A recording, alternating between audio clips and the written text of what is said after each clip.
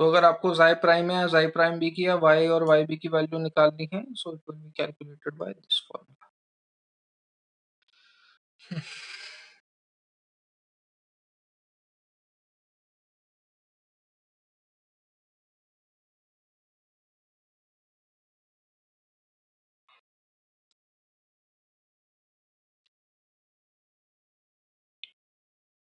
कौन ज्यादा वॉलेटाइल है वो हम देख के पता लगाते हैं, वेपर प्रेशर का मोल फ्रैक्शन या फिर ओरिजिनल सॉल्यूशन का P not A and P not be. क्यों? क्योंकि जो ज्यादा वॉलेटाइल होगा वही ज्यादा वेपराइज होगा, वो ज्यादा वेपराइज होगा तो वेपर फॉर्म में मोल फ्रैक्शन उसी का ज्यादा होगा जो ज्यादा वॉलेटाइल है। Same goes with the case of P not A and P not be. जिसकी वैल्यू ज्यादा मतलब उसका वेपर प्रेशर ज्यादा, मतलब उसकी वेपर ज्यादा, hence it is more volatile. ठीक है, चलो हो जाए जब बता देना, मैं पूरी रिपीट कर देता हूँ ना, उसमें क्या। देखो हो क्या रहा है, मेरे को वॉलेटाइल नेचर पता लगाना है, कौन ज्यादा वॉलेटाइल और कौन कम वॉलेटाइल। तो पहली बात तो मैं जाई ए और जाई बी देख के वॉलेटाइल नेचर का पता नहीं लगा सकता, क्योंकि मेरे सॉल्यूशन में कौन ज्यादा है या कौन कम है उससे मैं वॉलेटाइल नेचर का कोई सिग्निफिकेंस नहीं बता सकता। भाई आपने सपोज पानी के अंदर रूह अफ़ज़ा मिलाया, अब एक के अंदर पानी ज्यादा था और एक के अंदर रूह अफ़ज़ा ज्यादा था, दोनों ने बनाया शरबत ही, देख के थोड़ी ना बता पाएंगे कि भैया कौन ज्यादा वॉलेटाइल है या कौन कम वॉलेटाइल है। रूह अफ़ज़ा तो हालांकि आप देख के बता पाओगे, लेकिन मैं अगर आपको रैंडम सॉल्यूशन दे दूं और बोल दूं कि भैया कोई एक ए है और एक बी है, ए का फ्रैक्शन है इसमें 3/4, बी का फ्रैक्शन है इसमें 1/4, बताओ तो जरा कौन ज्यादा वॉलेटाइल। अरे तो 3/4 और 1/4 तो ये बताता है कि उसमें 3/4 ए था और 1/4 बी था, वो ये थोड़ी ना बताता है कि कौन ज्यादा वॉलेटाइल था और कौन कम वॉलेटाइल था। तो अगर आपको ये पता लगाना है कौन ज्यादा वॉलेटाइल है और कौन कम वॉलेटाइल है, तो क्या करो, हीट कर दो। जो उड़ गया, जो पहले वेपराइज हो गया, वो क्या होगा, ज्यादा वॉलेटाइल होगा। जो कम वेपराइज हुआ वो क्या होगा, कम वॉलेटाइल होगा। तो वेपर फेस में यानी कि इसमें वाई ए और वाई बी में वेपर फेस का मोल फ्रैक्शन देख के तो मैं बता सकता हूं कि भाई कौन ज्यादा वॉलेटाइल है या कौन कम वॉलेटाइल है, लेकिन लिक्विड फेस का मोल फ्रैक्शन देख के मैं ये नहीं बता सकता कि कौन ज्यादा वॉलेटाइल है और कौन कम वॉलेटाइल। क्लियर? दूसरी, आप पी नॉट ए और पी नॉट बी की वैल्यू देख के बता सकते हो कौन ज्यादा वॉलेटाइल है और कौन कम volatile. P not A P not B क्या सिग्निफाई करता है बेटा, अब आपका ये टॉपिक छूटा हुआ था इसलिए शायद समझ में नहीं आएगा।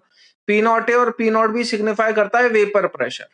वेपर प्रेशर को अभी के लिए इतना समझ लो कि वेपर जो प्रेशर लगा रही है उसे वेपर प्रेशर कहते हैं on the surface of the liquid. तो प्रेशर वो ज्यादा लगाएगी जिसमें वेपर ज्यादा बन रही होगी, तभी तो वेपर प्रेशर होता है, ठीक है ना। जिसकी वेपर ज्यादा बन रही होगी प्रेशर भी वही ज्यादा लगा रही होगी। अब वेपर किसकी ज्यादा बन रही होगी, जो ज्यादा वॉलेटाइल होगा। तो इनडायरेक्टली पी नॉट ए और पी नॉट बी में से जिसकी वैल्यू ज्यादा होगी उसकी ज्यादा वेपर बनी होगी, तभी वो ज्यादा प्रेशर जनरेट कर रही होगी, तभी उसका वेपर प्रेशर ज्यादा है।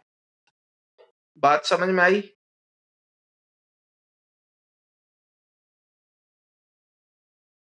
क्लियर है यहां तक?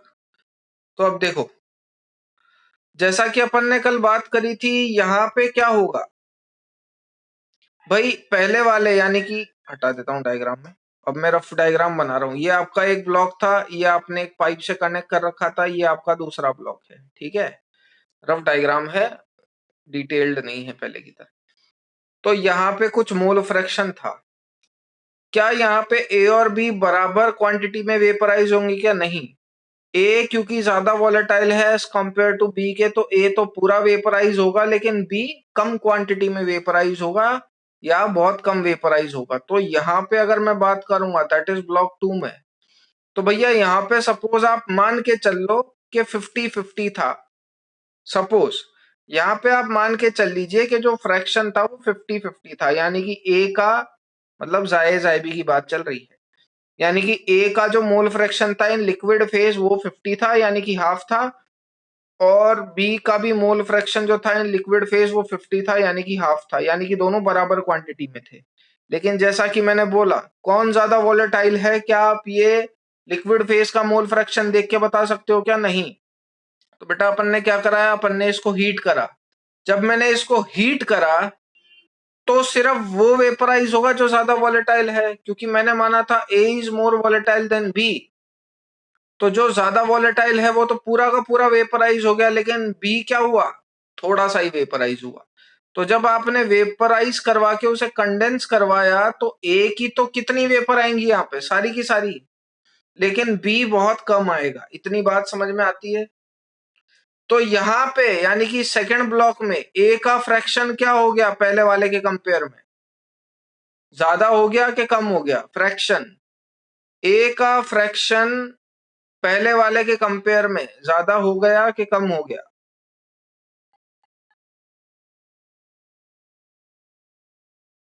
ओवरऑल सॉल्यूशन में ए का फ्रैक्शन ज्यादा हो गया कि कम हो गया? अरे वापस रिपीट करूं क्या?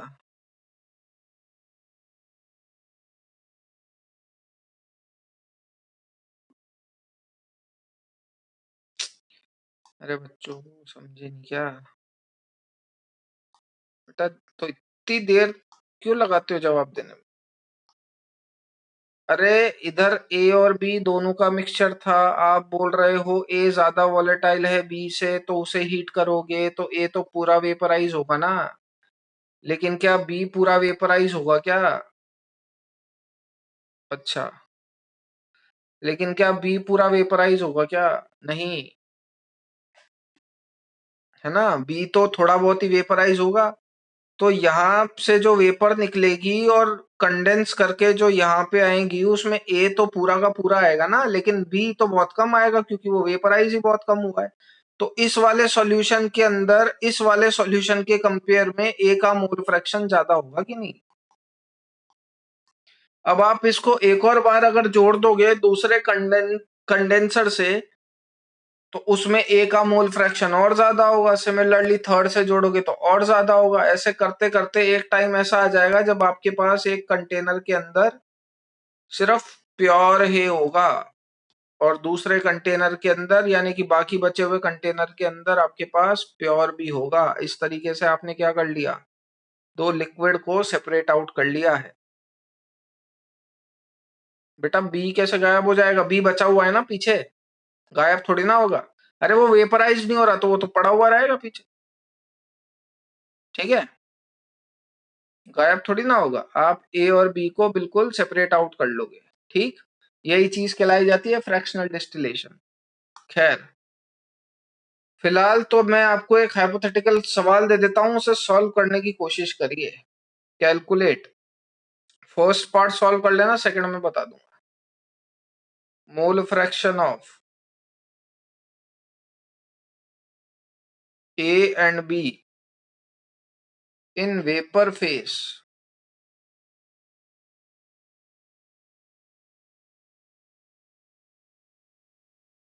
In first original solution,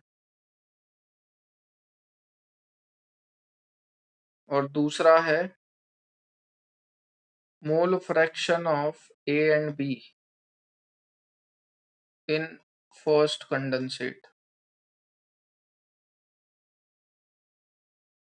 in vapour face. ठीक है, आपको जो डेटा गिवन है वो गिवन है, मोल्स ऑफ ए दे रखे हैं 2, मोल्स ऑफ बी दे रखे हैं 3, पी नॉट ए दे रखा है 200 एंड पी नॉट बी दे रखा है 300। सॉल्व करिए, फर्स्ट पार्ट ही आपको सॉल्व करना है, सेकंड पार्ट तो मैं बता दूंगा। चलो, दो आंसर आए, दोनों गलत है। 4/13 बहुत सही, महक प्रजापति ने आंसर दिया है भैया। अरे कृष्णा ओझा, आप अभी आए हो कि डिस्कनेक्ट हो गए थे? 2 सेकंड पहले अटेंडेंस ली मैंने, जाने से पहले याद दिला देना। बिल्कुल बिल्कुल, महक जी के दोनों आंसर बिल्कुल सही है।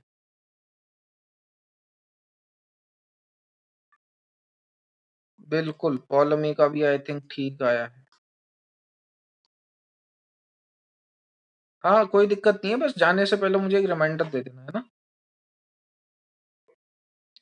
मतलब क्लास एंड होने से पहले। चलो देखो। हाँ जी, बिल्कुल।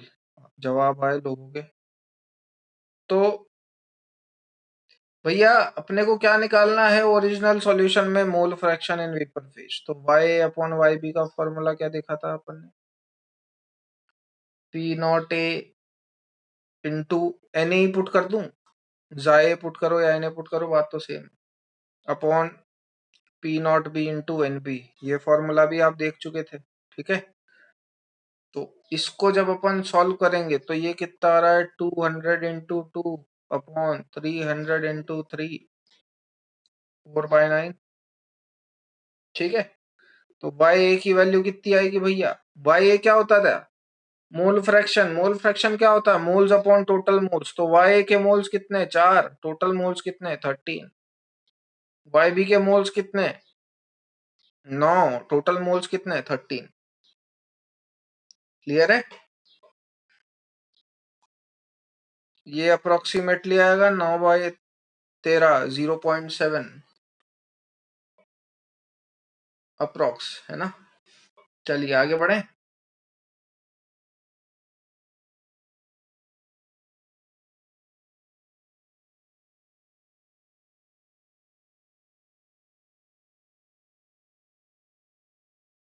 यहां तक किसी को कोई डाउट?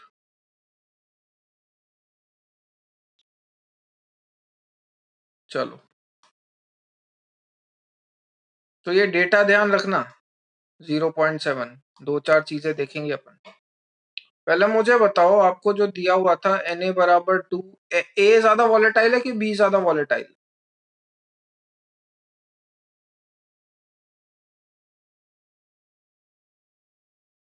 तो वॉलेटाइल नेचर कैसे पता चलेगा? ऑब्वियस, अरे यार सजल, कैसे बेटा?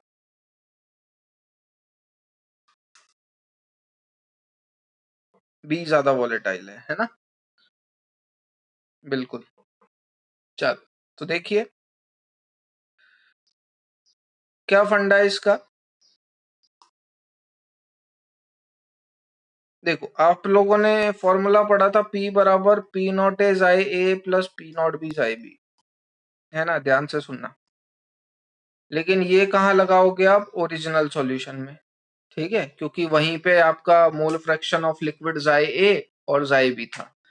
फर्स्ट कंडेंसेट में तो मोल फ्रैक्शन ऑफ ए कितना हो गया था लिक्विड फेज में? जाए प्राइम में। और मोल फ्रैक्शन ऑफ बी कितना हो गया था लिक्विड फेज में? जाए प्राइम बी। तो अगर मैं ओरिजिनल सॉल्यूशन में प्रेशर की वैल्यू निकालना चाहूं तो वो कितनी आएगी? 200 इंटू 2/5 प्लस 300 इंटू 3/5। इसको जब आप सॉल्व करोगे तो ये आएगा अराउंड 260, ठीक है? लेकिन अगर मैं आपसे पूछूं, अरे फर्स्ट कंडेंसेट में बताओ मोल फ्रैक्शन कितना, तो बताइए। फर्स्ट कंडेंसेट में मोल फ्रैक्शन, सॉरी गलत पूछ रहा हूँ, ये प्रेशर की वैल्यू पूछ रहा था। टोटल प्रेशर की वैल्यू बढ़ेगी कि घटेगी? ओरिजिनल सॉल्यूशन के कंपेयर में फर्स्ट कंडेंसेट के अंदर टोटल प्रेशर की वैल्यू बढ़नी चाहिए कि घटनी चाहिए? तो भैया प्रेशर माने किसकी बात चल रही है? वेपर प्रेशर की बात चल रही है।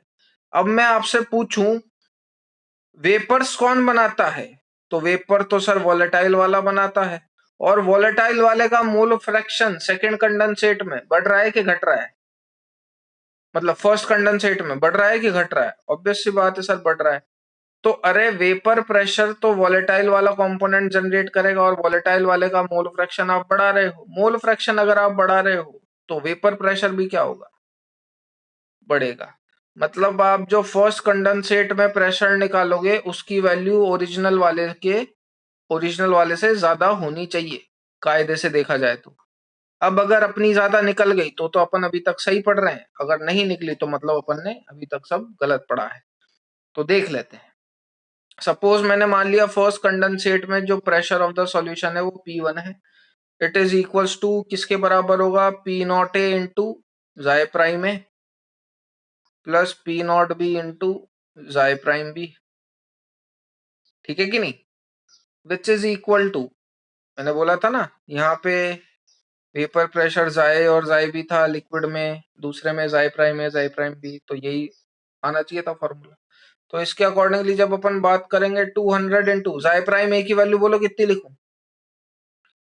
जाए प्राइम ए की वैल्यू कितनी लिखूं, तो जाए प्राइम ए किसके बराबर था, वाई ए के, और जाए प्राइम बी किसके बराबर था, वाई बी के।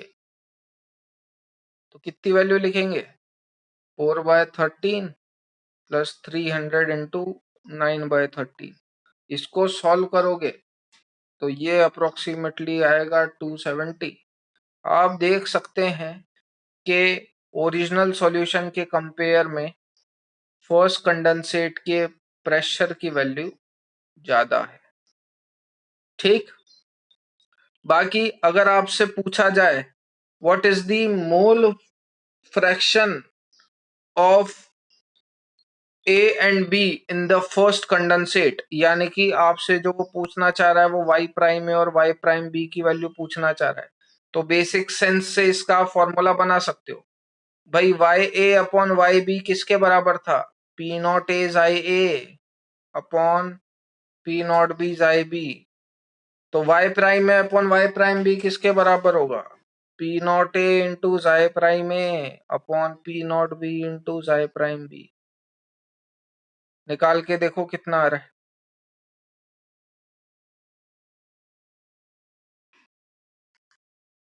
नोट डाउन हो जाए, उसके बाद कैलकुलेट करके आंसर बताइएगा। वाई प्राइम बी की वैल्यू बतानी भैया, जब अपन इसको सॉल्व करते हैं तो आ रहा है 27/35, that is 0.7।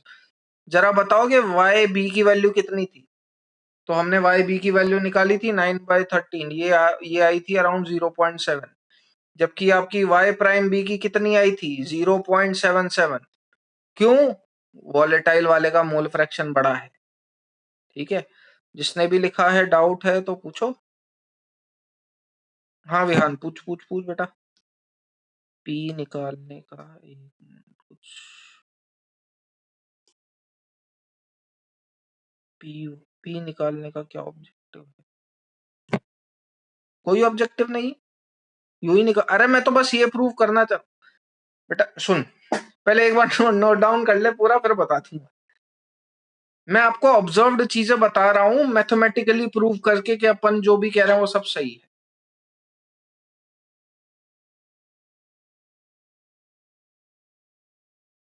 So it is 200 into 4/13 upon 300 into 9/13, which is equal to 800 upon 2700 आ रहा है, ये काटा कुटी हो गई। तो y प्राइम ए की वैल्यू आएगी 8 समझ गया, ठीक है, फिर भी बताऊंगा मैं तो एक बार। y प्राइम ए की वैल्यू आएगी 8/35 और y प्राइम बी की वैल्यू आएगी 27/35। ठीक है, हटा दें इसको, क्या कर रहे हो नोट डाउन, नहीं फिर चलो।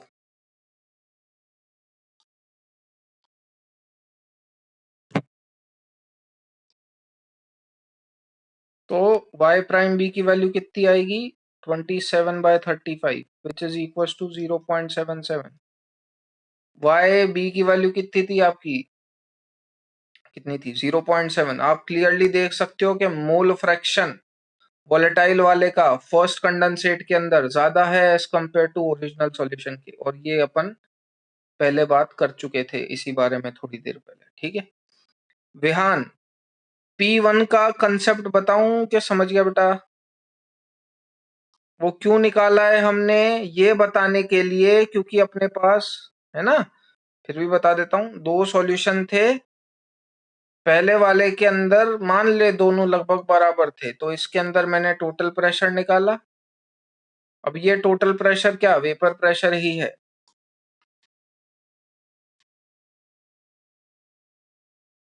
ठीक है, चल तो समझ गया तो हटा। अब अगर अगला अपन देखेंगे भैया फ्रैक्शनल डिस्टिलेशन, और यही मोल फ्रैक्शन आफ्टर कंडेंसेशन अपन यूज करते हैं फ्रैक्शनल डिस्टिलेशन में। फ्रैक्शनल डिस्टिलेशन क्या होता है समझिए, आप क्या करते हो, आप दो मिसिबल लिक्विड लेते हो, मिसिबल लिक्विड माने जिनको आप मिक्स कर सकते हो, ठीक है, अल्कोहल और पानी। दो मिसिबल लिक्विड लो, ऐसे जिनको आप मिक्स कर सकते हो, लेकिन उन दोनों के बॉइलिंग पॉइंट में डिफरेंस होना चाहिए। तो अगर आप कोई ऐसे लिक्विड लेते हो जो मिसिबल हैं, अगर आप कोई ऐसे लिक्विड लेते हो जो मिसिबल है और उनके बॉइलिंग पॉइंट में डिफरेंस है, तो आप उसे फ्रैक्शनल डिस्टिलेशन वाले मेथड से सेपरेट आउट कर सकते हो। और फ्रैक्शनल डिस्टिलेशन वाला मेथड क्या होता है, ये अपन देख चुके हैं। ये mole fraction after first condensate, आप ऐसे ही कंडेंसर बढ़ाते जाइए, वो डिब्बे लगाते जाइए, कंटेनर लगाते जाइए, एक टाइम ऐसा आएगा जब ए अलग हो जाएगा और बी अलग हो जाएगा। तो मेन रूट क्या था उसका, ये अलग क्यों हो पा रहे थे, क्योंकि उनके बॉइलिंग पॉइंट में डिफरेंस था। ए कम बॉइलिंग पॉइंट पे बॉइल हो जा रहा था पूरा का पूरा, लेकिन बी नहीं हो पा रहा था। इसी का नाम क्या कहलाया जाता है, फ्रैक्शनल डिस्टिलेशन। तो बस अब मैं वही लिख रहा हूं डायरेक्ट, क्योंकि समझ हम सब चुके हैं। So what is concept of fractional distillation?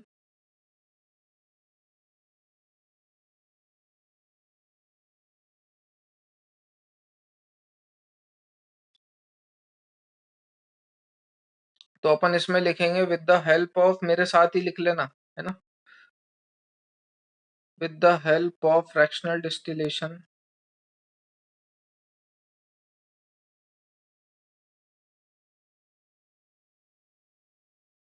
Mixture of two volatile liquid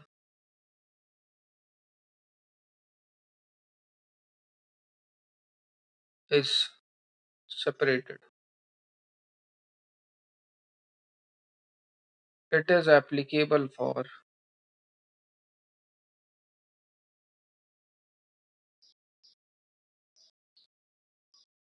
ideal solution, non ideal के लिए एप्लीकेबल नहीं है, एंड एप्लीकेबल।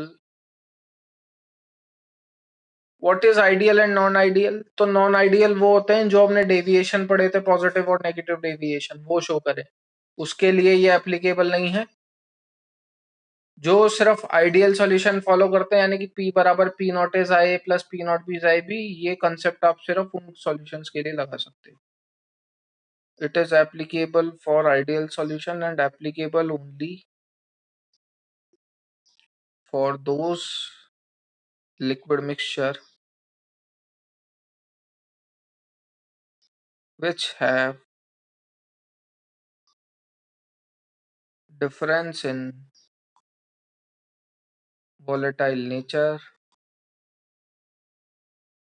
या फिर that is different boiling point। फटाफट लिख लीजिए, हो जाए तो बता दो।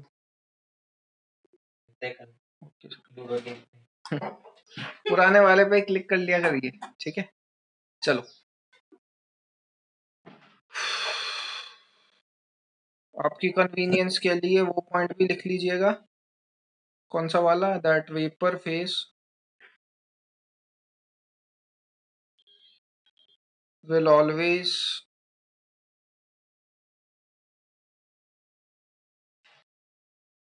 be richer in the component which is more volatile।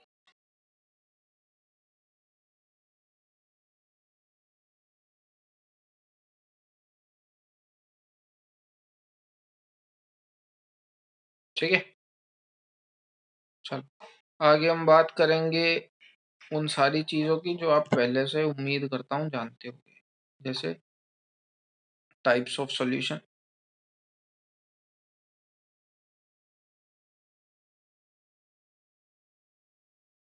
ज्यादा डिटेल्ड एलाबोरेशन इसलिए नहीं कर रहे क्योंकि हम जानते हैं क्या होता है।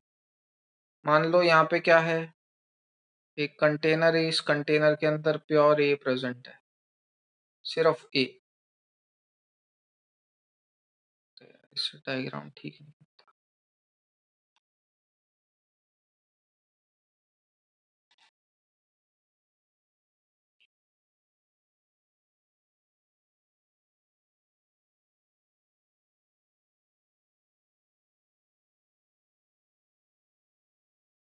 इसके अंदर सिर्फ ए है। दूसरे वाले कंटेनर के अंदर सिर्फ बी होगा। हाँ नहीं बेटा, तो आ गया था, मैं रैंडम बात कर रहा था सबके लिए, है ना। आई थिंक कुछ लोग दूसरे लिंक का वेट करते हैं। इसमें है बी, प्योर बी।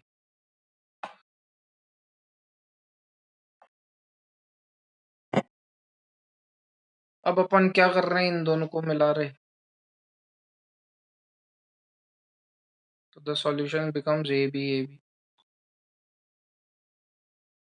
ठीक है, तो भैया यहाँ पे जो इंटरेक्शन है वो ए का इंटरेक्शन है, डायग्राम बनाना है आप लोगों को, है ना। यहाँ पे जो इंटरेक्शन है वो बी का इंटरेक्शन है, याद है ना, A interaction B interaction A B interaction.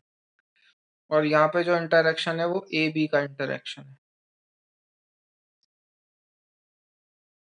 ठीक है, मैं अगर आपसे पूछूं delta S mixture greater than zero होगा कि लेस देन जीरो होगा?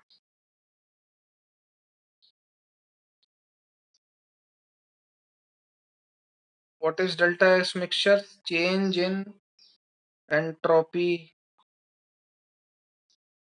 On mixing. अरे रैंडमनेस बढ़ेगी कि घटेगी भाई?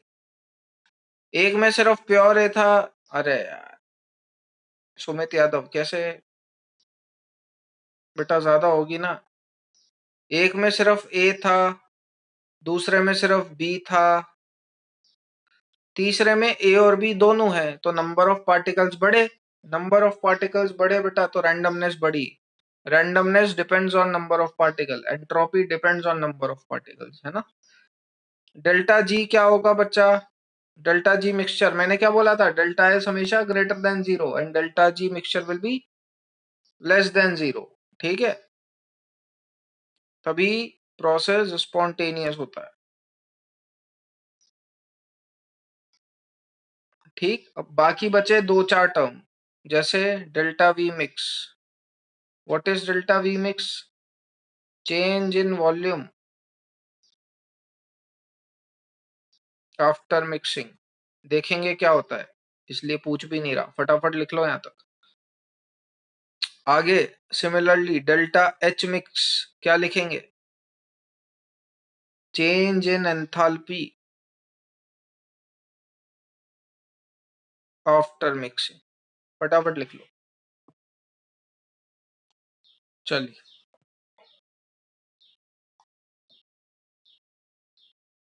नाउ क्या बता रहा था मैं, हाँ। तो बेटा इसी इंटरेक्शन के बेसिस पे हमने सॉल्यूशन को दो कैटेगरी में क्लासिफाई करा, on the basis of interaction after mixing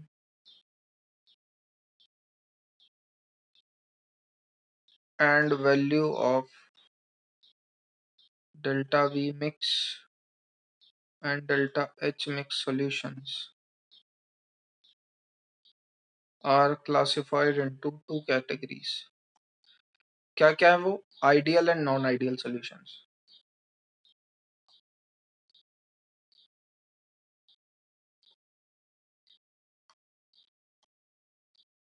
first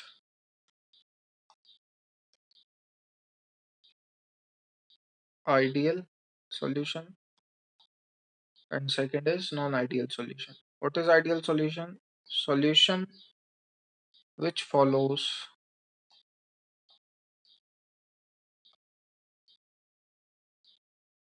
Rod's law at all temperature and concentration are known as ideal solution.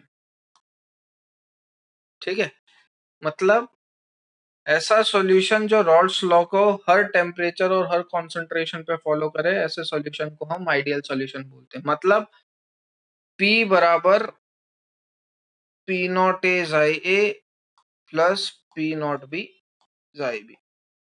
माने जो आपने कैलकुलेट करा और जो आप ऑब्जर्व कर रहे हो वो दोनों बराबर होने चाहिए। ऑब्जर्व्ड और कैलकुलेटेड यानी कि जो मैं सोच रहा था मेरी वही वैल्यू आई according to the formula of Raoult's law, then that solution is known as ideal solution. माने पी ए जो होगा वो मेरा बराबर होगा P naught as I A, और पी बी जो होगा वो मेरा बराबर होगा पी नॉट बी जाई बी के। ठीक है, अब इसके अंदर वो जो हमने कंडीशंस पढ़ी थी वो क्या क्या होंगी, जैसे delta we mix ideal solution में होता है 0, delta H mix ideal solution में होता है 0, delta S mix obviously it will be greater than 0, ये तो होगा ही होगा, ये कंडीशन कभी चेंज नहीं होती, and delta G mix always less than 0। यानी कि सॉल्यूटर सॉल्वेंट मिलाने पे भी वॉल्यूम में चेंज 0 आए, एंथैल्पी में चेंज 0 आए, ऐसे टाइप के सॉल्यूशन को हम लोग क्या बोलते हैं, आइडियल सॉल्यूशन।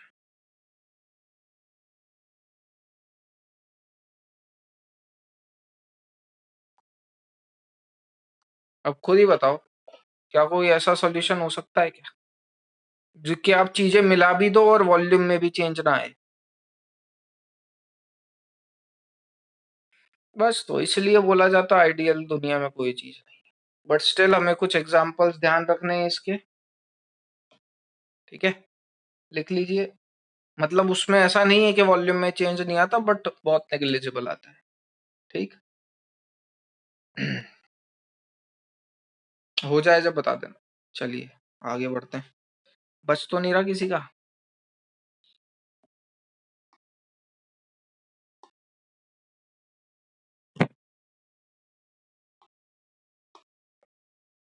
तो भैया व्हाट आर आइडियल सॉल्यूशंस, मतलब ऐसे प्रैक्टिकली तो दुनिया में एग्जिस्ट नहीं करते, बट स्टिल हम जिन्हें कंसिडर करते हैं, किस बेसिस पे कंसिडर करते हैं, वो कंडीशन में दिख रहा हूँ। सॉल्यूशन इन विच, जिनका कुल मिला के पोलर नेचर सेम हो, मॉलिक्यूलर साइज सेम हो, मतलब मिल जाए और पता भी नहीं चले। ठीक है, solution in which both the components, mainly आपको एग्जांपल ध्यान रखने और कुछ नहीं, have near by same polar nature as well as molecular size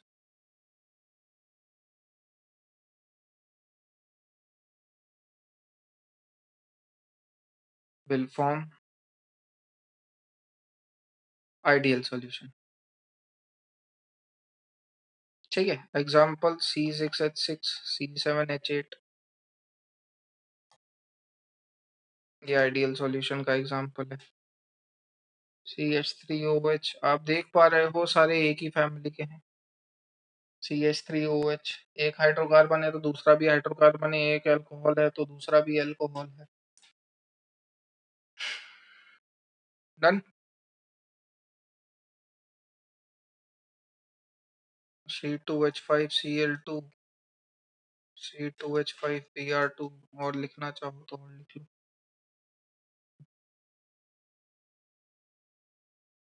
तो अगर मैं आपसे आइडियल सॉल्यूशन का ग्राफ पूछूं, हालांकि बना चुके हैं, नेसेसरी नहीं है बनाना, कैसा होता था?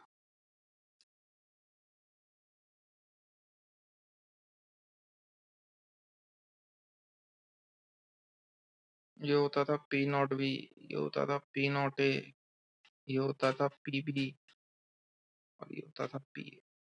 ठीक है, नॉन आइडियल के एग्जांपल्स में आपको पॉजिटिव और नेगेटिव डेविएशन में लिखवा ही चुका था। ठीक है, हो क्या हो तो आगे बढ़े।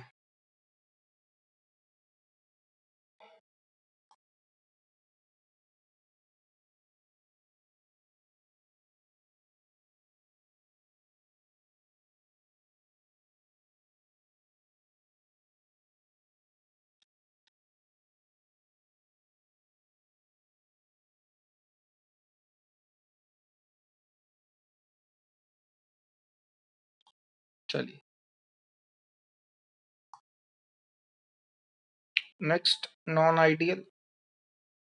तो नॉन आइडियल के अंदर कुछ नहीं है, मैं बस लिख रहा हूँ, छाप लेना फटाफट। Solution which does not follow Rod's law